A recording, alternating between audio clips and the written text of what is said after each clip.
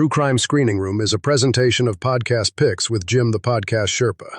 Please keep in mind that some of the topics discussed might be too intense for younger or sensitive listeners. Even Jim the Podcast Sherpa conducts some of these interviews while hiding under his desk, all while holding a stuffed mountain lion named Mr. Wubby.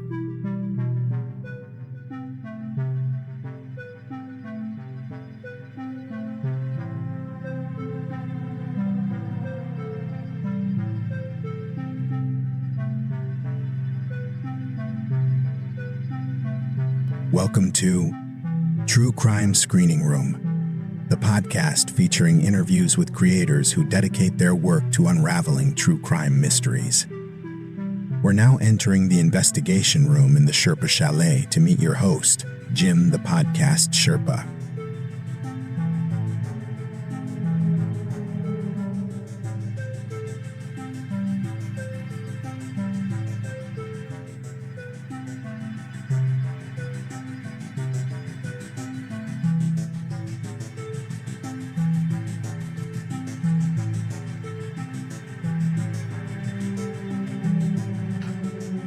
Oh, Rebels, you are going to want to stick around for this interview. Whew, that's all I got to say. And hello, my name is Jim the Podcast Sherpa. This is True Crime Screening Room. It is a side project of Podcast Picks with Jim the Podcast Sherpa. That's me coming to you from Sherpaloo Studios here in the Sherpa Chalet, high atop Mount Podcastia, where I normally overlook the millions and millions of podcasts that are out there.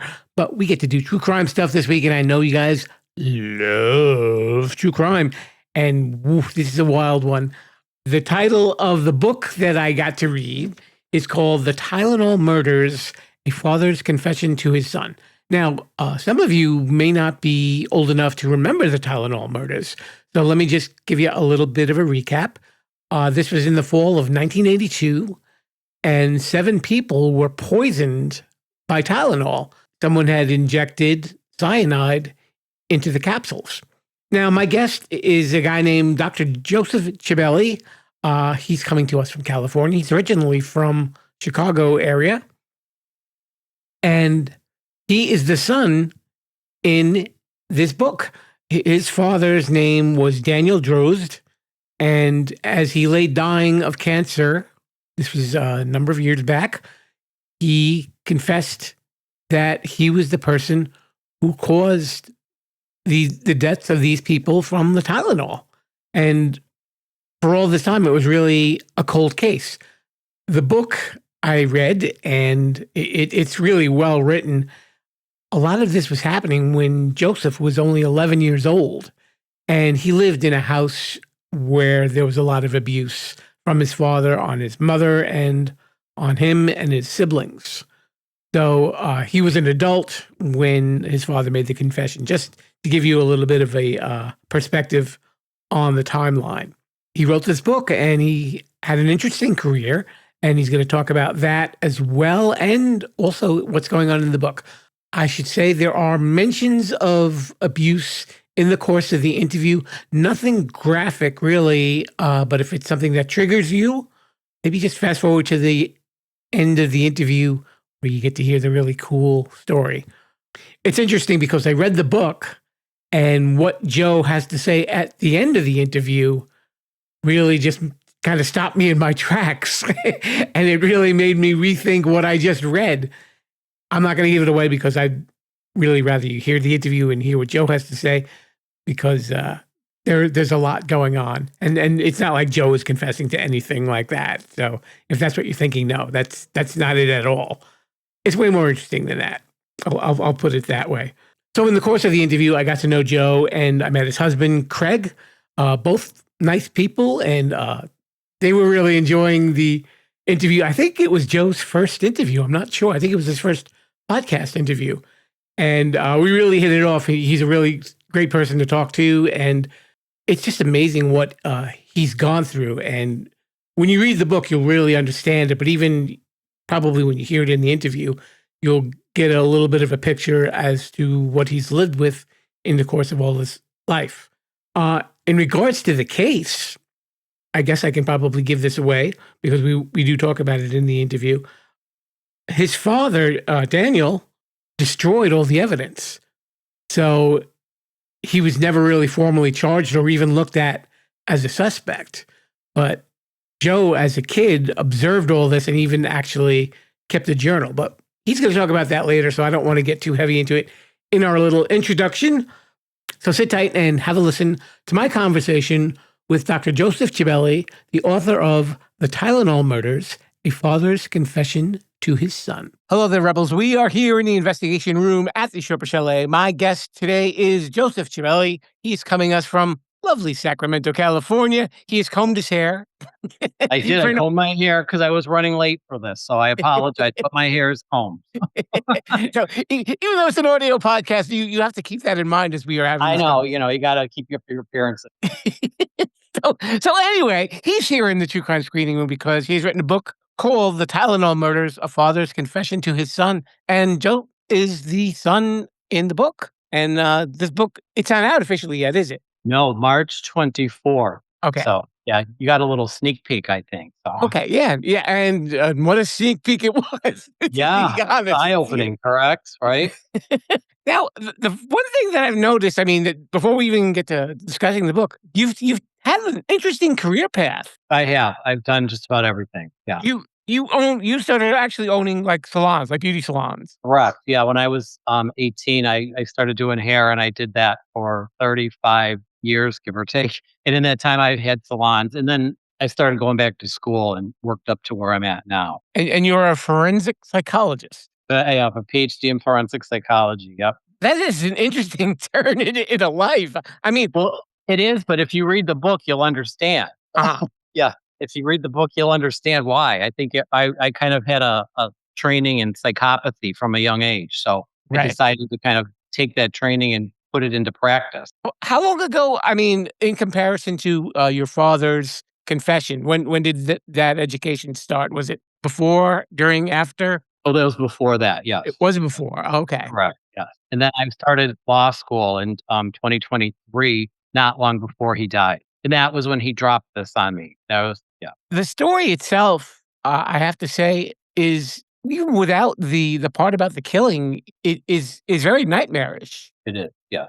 I mean, we should tell the listeners that you and your two younger siblings and your mom just suffered all sorts of abuse. I mean, that you can pretty much list at the hands of your father. Yes, it was horrendous. So how did you get past that part? I mean, I think because the first 7 years of my life, I was an only child. So I saw my father and my mother in more of a normal light. But when my brother was born in 1978, my father changed. And that was the beginning of the end, was in 1978. So I had those 7 years kind of as foundational, and I could look and see what was happening and say, like, this isn't right. There's something not right here. So as I move forward in life, I had a choice where I could either, move forward or be stuck in that. And unfortunately, my sister didn't make it out completely. right. And then my brother he's battled his demons, and he's okay right now. Mhm. And we have a good relationship now. But I just had to kind of focus in and say, you know what, you've got to do this. You've got to get through this. Just somehow pull it together, keep it together, and get through this. And don't ever let him see you crack. Right. Yeah, I can understand that. I mean, you really had to put up a brave front for not just you, but for everybody in your family. Really, you were protecting your siblings, especially you talk about the instances with when your father took you and your brother out to the woods and to the Yes. zoo, and then he just disappeared. Yes. I kind of took that on at an early age, and honestly, I kind of battle that now because I still feel like I have to save everybody in the family, and we did have to keep up appearances. It was mandatory. When we left that house, we looked like the perfect family. Nobody would have ever seen the crack. Mhm. And- And that was kind of what I kind of gleaned from the book too. That your dad probably had like this Jekyll and Hyde personality. Yes. You talked about when he came to your school and he wore his uniform and he had the Mhm. Superman T-shirt, and people were probably like in awe of him. And you're realizing, well, this is not the same person. This is not that I the look- person I know. And I talked in the book a lot about his different personas. He Yes. had so many different personas, and it was, hour by hour that could change. So I learned to be very observant, and I learned to keep an eye on everything that he's doing because it was imperative for survival. Yeah. You had to know where his mood was at and what he was doing at all times. with everything that was going on with the cyanide and all of that, and you talked about going into the lair and finding the lair within the lair and all of Yes. what was going on. Were you the only one that ever knew? Was there anyone else? I don't think anyone knew. No. I think, I was the only one who knew, and I really didn't 100% know what I was seeing Right. because I was 11, and I knew something wasn't right, and I knew things were off, but I couldn't quite place it. We were very insulated with what was going on around us. We didn't have news all the time. We didn't have podcasts, and, you kinda had an idea what was going on. Right. And then there was one day, and it was in '82, and I was out riding my bike, and I had what I would call like an epiphany, however much of an epiphany an 11-year-old can have. And I thought, I got to get home and dump the Tylenol because there's something going on here. And I kept thinking, I'm like, I got to get home and dump that. And if there's Tylenol in the cabinet, there's something not right here. Mhm. I went into the cabinet, and there was 2 bottles, and they were brand new. And at the time, things were not sealed. Right. All I had to do was pop the top off. There was the cotton, and I dumped it, and I sat there, and I was like, I think he's doing this. And I carried that with me my whole life. And I would have never approached it while he was alive because he would have killed me. I mean, he would have found a way to off me. There is no doubt about that. Yeah. So, yeah, I carried that with me my life. And then when he said it on his deathbed, I think that was meant for me to hear. That was like a little something for me. Tell me about that day. I mean, it was just you and him when he told you, or your family was around. Family was around. I was there via phone, and I hadn't had any contact with my father since 2015. Mhm. So, how do I say this? What he said that day didn't quite necessarily make sense until I looked at it through this lens. Right. I had to sit back and look at it because the one thing that he said, and I have it in the book, where he was talking about the 3 Marys, and the one should still be here. She's so young. If you just heard that, you would think it's a delusional person. And then it was like the light went off, and I was like, I knew it. I should have known this all along. He did this. He's literally dropping this in my lap right now. Right. And what happens from there, though? I mean, he's dead, Yeah. and they're still talking about this as a cold case. They talk about the other gentleman that was what he was trying to extort $1 million. James Lewis. Right. Correct. I think that James Lewis, what he did was, kind of crazy doing that extortion, but he wasn't even in Illinois at the time. Right. And I think when that came up, and that started out pretty early in this, in 1982, I think that my dad sat back and was like, hey, look at this. They're going after him. I'm good. You Right. know? Sure. Theoretically, like the police can't do anything because Not a thing. And I he have destroyed also- everything too, right? Oh, yeah. Right after that, he had this burn barrel, and it was full. And I mean, I watched all this, and I'm like, what is he doing now? I have reached out to different police agencies, and they're kind of like this. They're like, whatever. They're not there for it. Right. And I guess maybe if there's limited evidence as to what they could find, Correct. and Even if they did, even if they said, yep, it was him, there's nothing, they can't prosecute him because he's no longer with us. And he held on to that till the end. I mean, he kept that close to the very end, and then he kind of just dumped it out there. And that's when I was like, oh, I should have known. I kind of did know, but I had never pieced it all together at that point. Yeah. There was a part of the book that I read and that you wrote about yourself.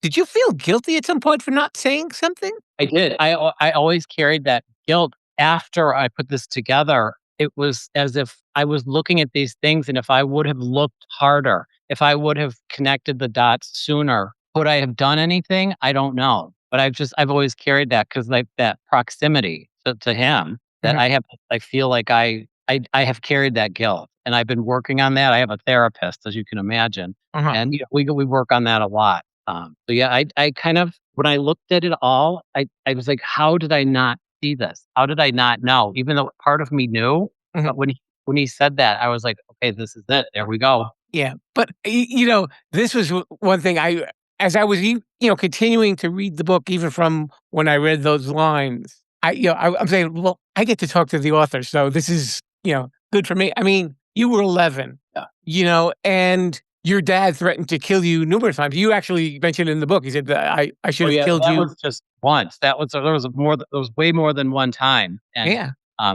the day that he had left my brother and myself in Bussy Wood, we came back home, and I have it in the book where we were walking up the steps, and he kind of got down right to my face. And he said, if you tell anybody about what went down today, I'll kill you. I'll kill your mother and I'll kill your brothers. Right. And at that point, I didn't even know what I was dealing with. Exactly. That was actually what I was going to say. I said, you were a danger, and probably, even despite you, he could have just killed your mom or your Oh, siblings absolutely. or whatever. And also, you mentioned that, because he was also a police officer, Correct. and, you took that Untouchable. he beat up your mom, and Oh, yeah. the police did nothing about it. Who's to say that had you gone to the police, or where you just said, "Oh, Joey's making up stories, he's reading Oh, these." of course. Yeah, that was, the way that the police handled it, which I described in the book, it didn't happen a lot. They'd show up, Danny, my dad's name was Dan. Mhm. Danny, whatever's going on, just knock it off, okay? Right. We don't want to be bothered with it. There's chaos going on, and it's like he knew he was untouchable. Right. And at that point, you're dealing with the threat of being killed, and, and your credibility, even though you're seeing right in front of your face, Right? what's going on. Yeah.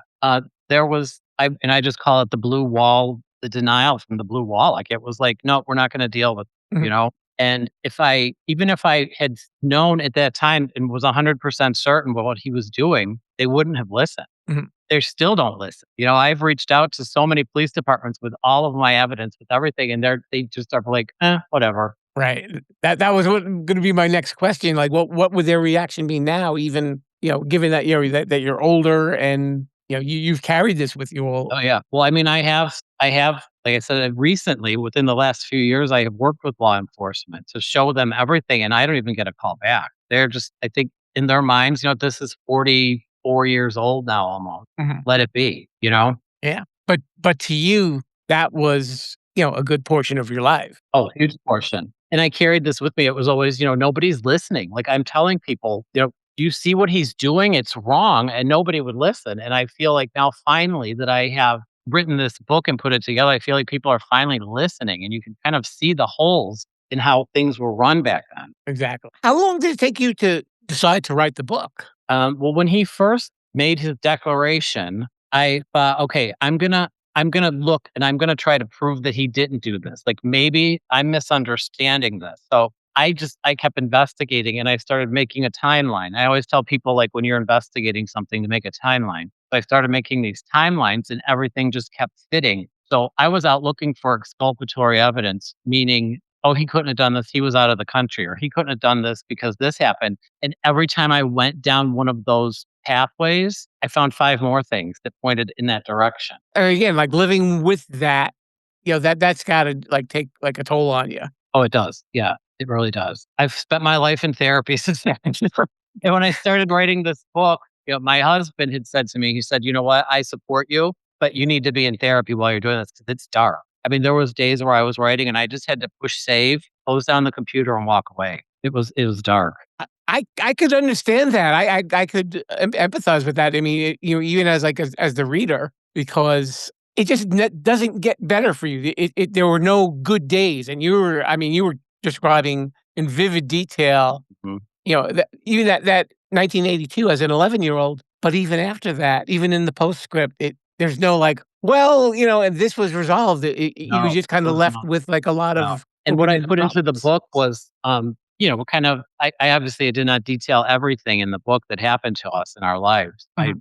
I didn't want it to be a litany of woes about what happened in my life. I wanted it to be about showing what he did, what I saw, and how that connects into this crime. Yeah. And again, from the viewpoint of a child, and you, especially looking back, what else? I mean, apart from having been able to tell somebody, do you think there could have been anything else that you could have done? I mean, not to beat yourself up over it. I'm not trying to make you feel guilty. Please don't, Oh, no, no, no. I don't think there was anything I could have done. I really don't. yeah. I mean, the times when I kind of, like, what I called trespassed into his lair where he was working everything. I mean, I was like, if he catches me in here, he will kill me. Right. There's no doubt in my mind that he would kill me. So I don't think there was more I could do. When you finally moved away, I know you were saying that, like, your mom was still there in Chicago, Yes. and that was still, like, there was still problems, because Oh, yes. he was saying that he was making me choose between him and you, Right. right? So how is, like, your relationship with your mom now?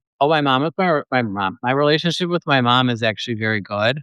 We've had to have a lot of uncomfortable talks about life in that house, and I can tell you this, my mom's heart just breaks because she doesn't deny that he did that. Right. In fact, there's a part in the book where she tells me that when he left the military, he was trained in the military, and it's all in the book about being Right. a sniper, and he was trained with poison, and he was trained with bombs. And when she told me, like through tears, she said, he promised me when he left the military, he left that life behind him. And it just breaks my heart because a lot of people are like, what about your mom? Why didn't she do anything? I'm like, you don't understand what it was like in that house. I mean, she was under his control completely. And, you step out of line and that was it. I mean, there was no doubt. Yeah. And she was probably just scared to death, I'm sure. And then I think worrying about her kids. Yes, and I think she absolutely was scared to death, and I do think she worried about her kids, and I think it's hitting her now, like, my kids had a horrible life in that house. My husband was a mass murderer. Why did I not see that? She said that to me. She said, "Why do I not see this?" And I'm like, "I understand why you didn't see it because you weren't intended to. He built this. He orchestrated all of this, and, you weren't meant to see it." And I think that's another thing that you bring out in the book about your father, that everything that he does seems to be very meticulously planned. Yes. And it doesn't come back to him. Like you said, he was like, when they announced about the people getting killed, and he was like, "Oh, there was nobody was looking at him for any reason." And I think, I to tell you the 100% honest truth, I feel like my father, when he did this, he knew what he was doing, number one, and he did not think he would ever get caught, which was true. I don't think, though, that he thought they would figure out that it was the Tylenol as quickly as they did. I think when it came up a few days into this, when they said, it's got to be the Tylenol, it's got to be the Tylenol, I think that was when he went into panic mode. And that's when he burned everything that was in the workshop. Right. He went into full panic mode. Your brother was very young when all of this was happening. Yes, he was not even 4. Yeah. So he didn't obviously have any sort of understanding afterward, or I mean, did you have a conversation with him? No, my brother, even though he was young, the episodes that happened, like when we were left in the zoo, when we were left at Bussy Woods, he has a memory of all these things from a very young age. And we did not talk for a long time because my father had driven a wedge between us. And that's something I just recently learned. My father was definitely a narcissist, and narcissists, when they get into their older years, they like to split their children up. They like to draw a wedge in between them, and that's exactly what he did. And so I proceeded to write this book without his help. And so when I was finished with it, and I was, starting to send out a beta version to people, he was like, "Oh no, there's some other things that I know." So he kind of filled me in with other things that are in the book now. It's all incorporated into the book. Right. Yeah, they didn't kind of like the last, because I know he issued a statement about your dad. Yeah, at the end, he wrote, I think it was beautiful because when the book was going through editing, the editor kept asking me, "Where's Justin? Is Justin okay? Is Justin alive? What's going on with him?" Right. And she's like, "I'd love to have an update." And I said, and at this point, we were talking again. And I said, "You know what? I'm going to ask him to write the epilogue." So I did. And I think that was a beautiful, powerful ending to the book. Yeah. But yeah, he has memories of some of this, and he has memories of a lot of other things that occurred as well. But he remembers the woods, he remembers the zoo, but he was not aware of what was going on. Right. And that's, I guess the same could be said for your sister, because obviously she was Like a year old. Yeah. Yeah. And it's amazing that you get to shoulder all of this trauma, really, through your life. And was it therapeutic writing the book? I mean, I guess it's Yeah. it must have been like when you finished it and you looked back on it, that's probably when the weight probably started coming off of you. Yes, it really did. And at the end of it, when I finished it, the very first version, and I pressed save, I mean, I just broke down. I just started crying, and I was like, I cannot believe this. As I sit back and I read it, I'm like, I cannot believe that I survived all of this. I saw all of this, and I'm still mostly sane. I, not 100%, but I just, it's astounding to me when I look back at this. And so many people will say, you're lucky you got out of there alive. Yeah. And I think I am. Yeah. And I commend you because you actually said earlier in our that you didn't want it to be a woe is me type of book. And No.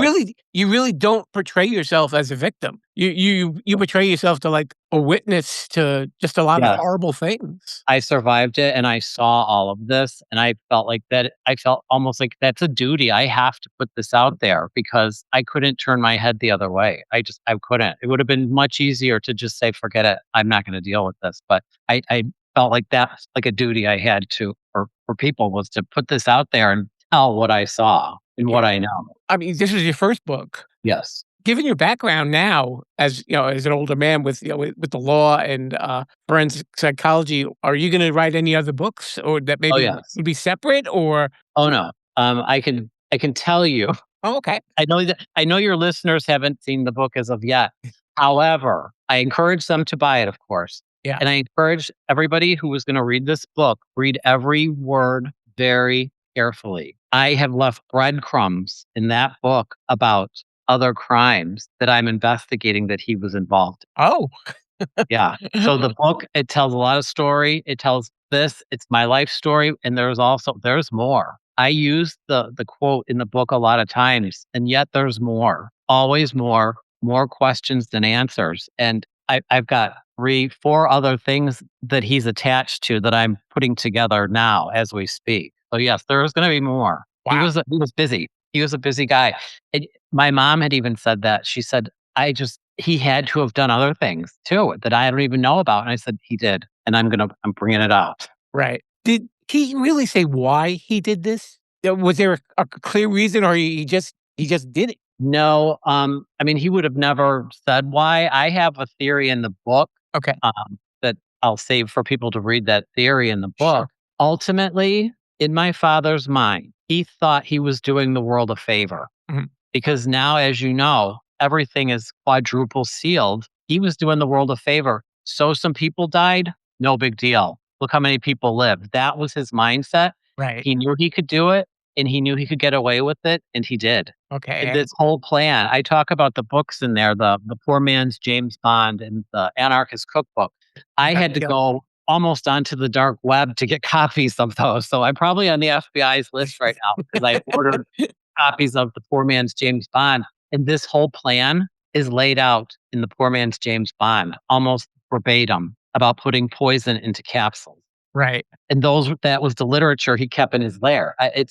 And you said that you actually saw the thing that he used to get the cyanide into the medicine, right? Yes. He had bought, I called it Creepy Science Store, but it's called American Science and Surplus. And he had bought something. And the pictures of it are not in the book that you got. They're going to be putting the pictures back in before it's released. Okay. There was this contraption he bought, and I was there. I saw him buy it. And the only way I can describe it is it looked like a rotary phone dial. And Okay. what it was manufactured for the US government. So it pops open and each one of these little dispenser things, it's like a pill dispenser, except it's too small to put an actual pill in. So the description of it in the catalog from where he got it was very horrifying. It said, that we don't know what this is for. But that is what I am positive he dosed out the cyanide in that. That way he had the perfect dose. Because I broke down all the math and the numbers, and by the size of those holes, there was enough space in there for like a double dose. So he had it all dosed.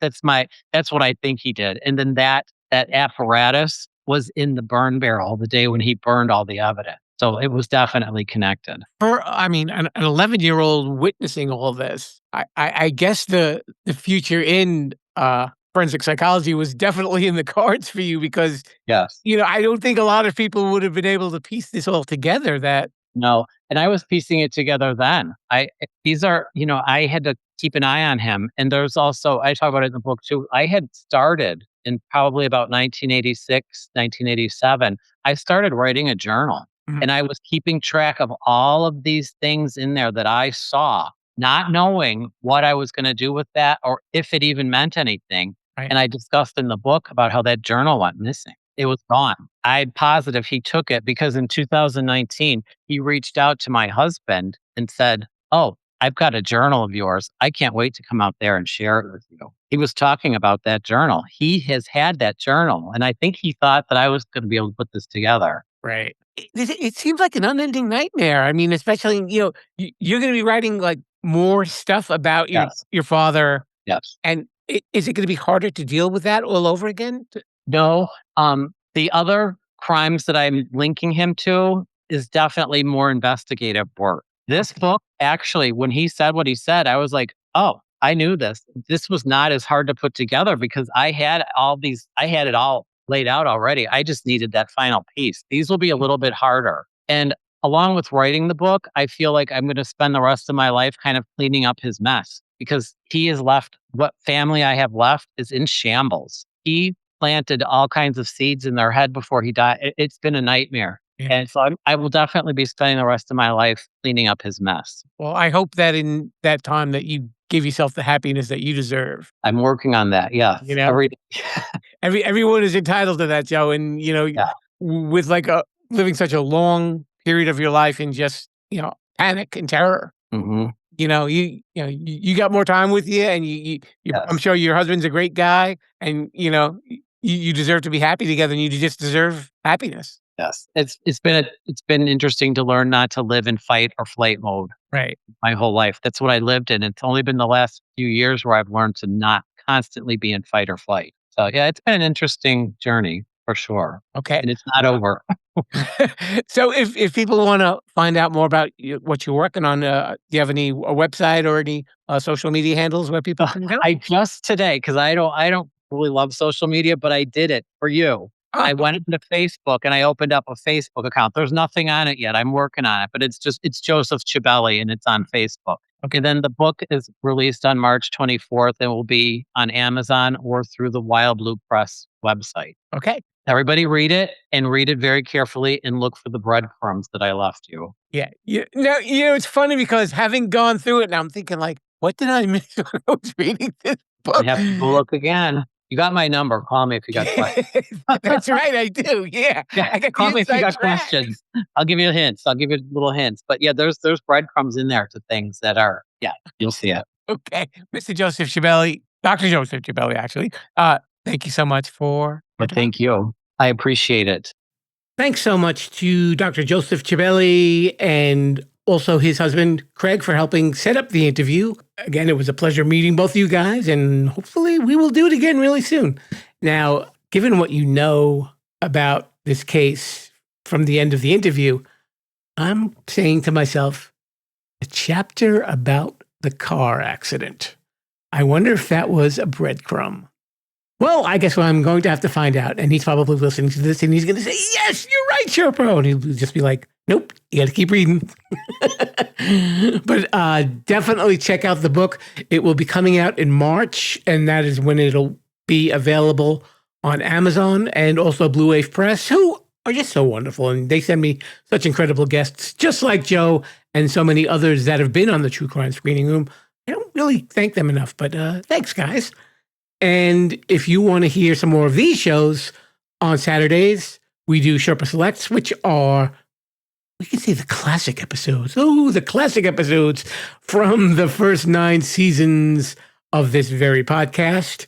And I got them a little remastered and cleaned up to sound a little bit nicer if you're wearing earbuds or headphones or whatever you might be wearing on your head. I don't know. Maybe a beanie. I don't know. Wear whatever you want.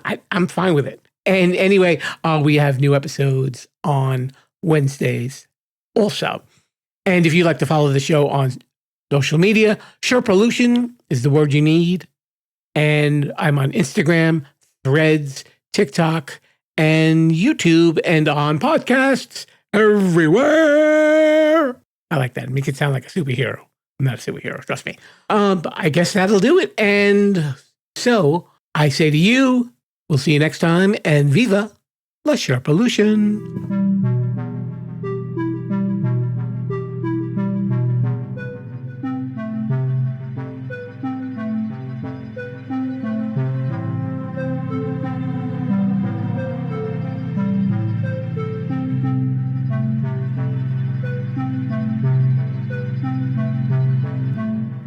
Thanks for listening to True Crime Screening Room. Subscribe to the show on podcast apps or the Sherpalution YouTube page.